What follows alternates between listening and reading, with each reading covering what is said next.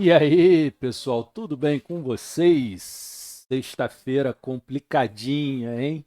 Bom, Roy na área aqui para a gente conversar sobre as três operações que a gente fez hoje, tá? Eu diria que a gente teve erros e acertos aí durante as três operações, tá?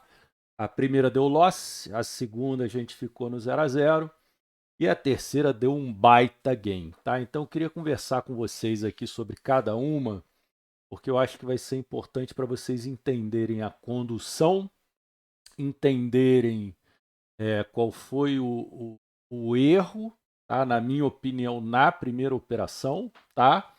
E entender na terceira operação por que, que eu aumentei bem a mão, tá? Porque para mim era uma operação que eu considero operação de livro, tá? E em operações de livro não se pode hesitar, tá bom?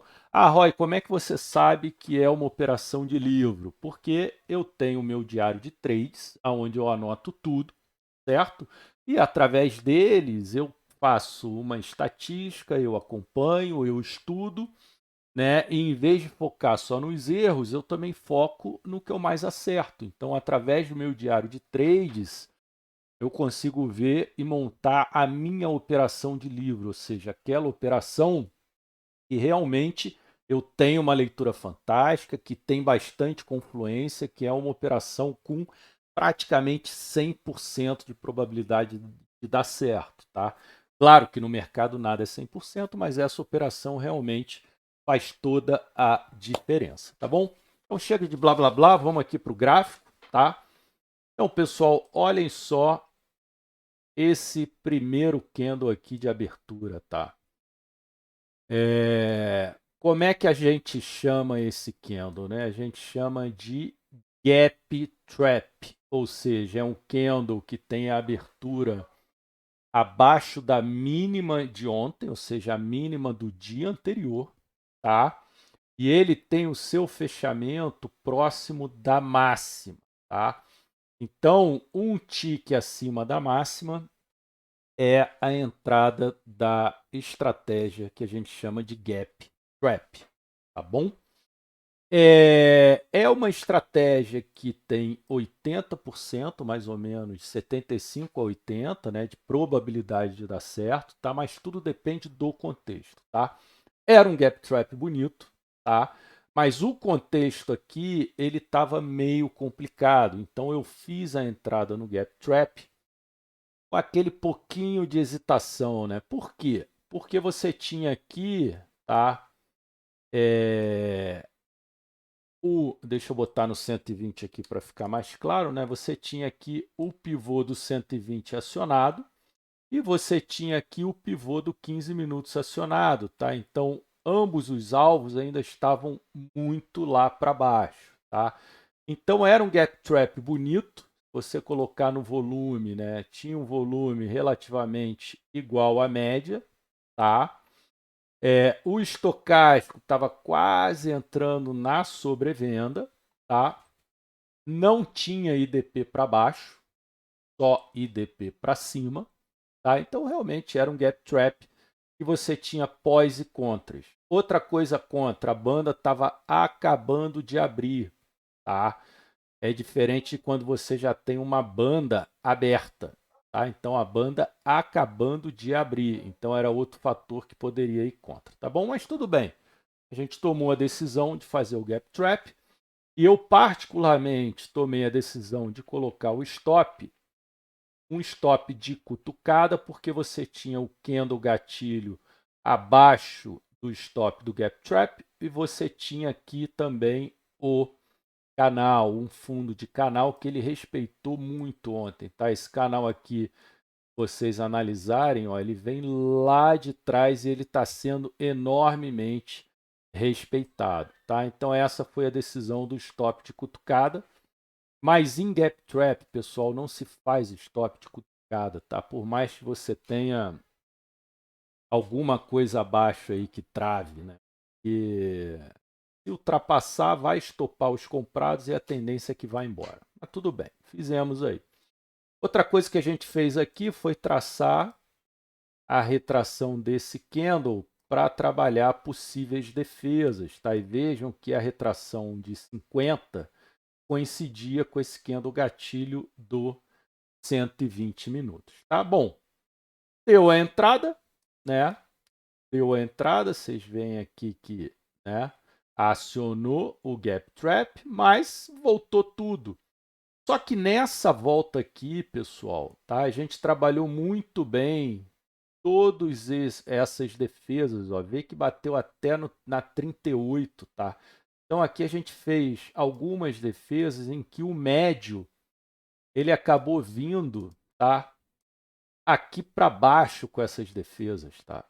Então como o médio saiu daqui e veio aqui para baixo, tá? Mais ou menos aqui assim, eu resolvi continuar com o stop de cutucada, tá? Aqui, ó, esse candle aqui, né, ele deu oportunidade de mais uma defesa aqui no 38. O médio veio ainda mais aqui para baixo, tá? Então o stop de cutucada fazia sentido por conta do stop curto, né? Até o stop aqui eu tinha mais ou menos 118 pontos, e aí calculei uns 260, 300 pontos aí para o stop de cutucada, tá? O que, que aconteceu? Esse candle aqui veio, né, com tudo, só que eu fiz uma última defesa nesse candle gatilho, tá? Então, antes dele realmente fechar no candle gatilho, ele voltou com tudo e pegou aí alguns alvos. Então, meu médio ficou mais ou menos, pessoal, por aqui assim, tá?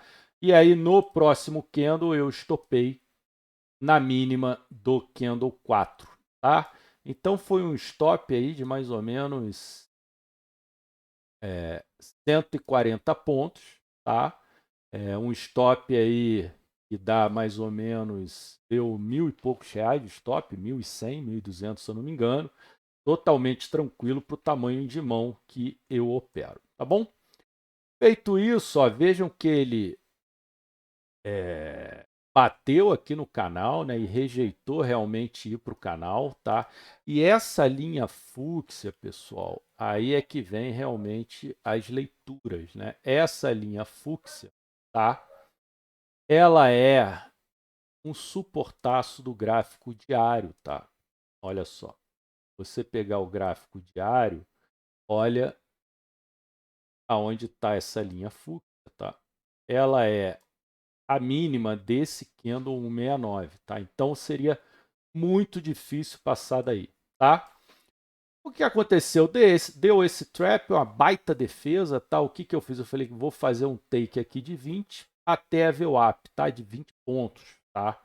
Olha só, esse candle foi, deram os 20 pontos aqui, mas não pegou a minha última saída. Eu entrei com 5 contratos, cara, e aí acabei estopando na mínima do trap, tá? Deu menos R$ 16 essa operação, tá? Porque 5 contratos, meu médio veio aqui para baixo, tá? Então acabei estopando aí um contratinho lá embaixo, tá? Foi quase nada, tá? Bom, e aí fiquei esperando a próxima operação e aí veio a operação do dia, tá? Olhem esse padrão aqui, tá? A gente chama de doji, tá? É um doji, era um trap no suporte que eu falei para vocês, no outro candle gatilho do 15 minutos, no canal e praticamente atingiu o alvo do pivô de baixa do 15 minutos, tá? E aí, pessoal, a gente vem e entra aqui, tá? No MACD. E o que que a gente vê no MACD, pessoal? Olhem isso aqui, tá?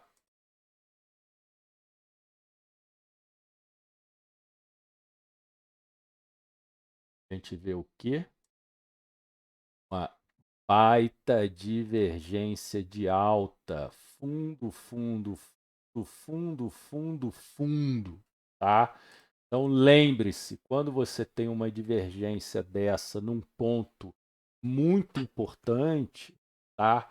É um baita sinal. Então essa é minha operação de livro, é um trade de livro, ou seja, é um baita suporte do gráfico diário com confluência no canal, fundo do canal de baixa, candle gatilho do 15 minutos e ainda praticamente atingido o alvo do pivô. Então, a gente tinha duas possibilidades, tá? Ah, e outra, pessoal, longe da VWAP e longe da média, tá? Então, o que eu fiz? Tracei o alvo, calculei meu risco e, nesse caso, a minha saída final veio aqui na retração de 61, né? Porque como é uma tendência de baixa, a gente tem que levar até a média de 9. Só que eu entrei aqui com a estratégia realmente de doji de PFR, então eu não fiz nenhuma parcial e acabei levando até aqui em cima, tá, pessoal? Olha o que fez o candle. Yes! Leitura fantástica, trade fantástico. Candle foi lá e pimba na gorduchinha, tá bom? Pena que eu não segurei, mas também não tem como você adivinhar, mas olha a força, foi até o alvo de 200% do doji, tá, pessoal? Poderia ter deixado ainda aqui alguma mão, mas a minha estratégia era ir até o alvo de 61. Então não se deve mudar a estratégia depois que você entra no trade, tá? É uma das premissas aí que a gente procura seguir. Às vezes a gente dá uma rateada, tá? Então, pessoal, essa foi a leitura do trade de livro, tá?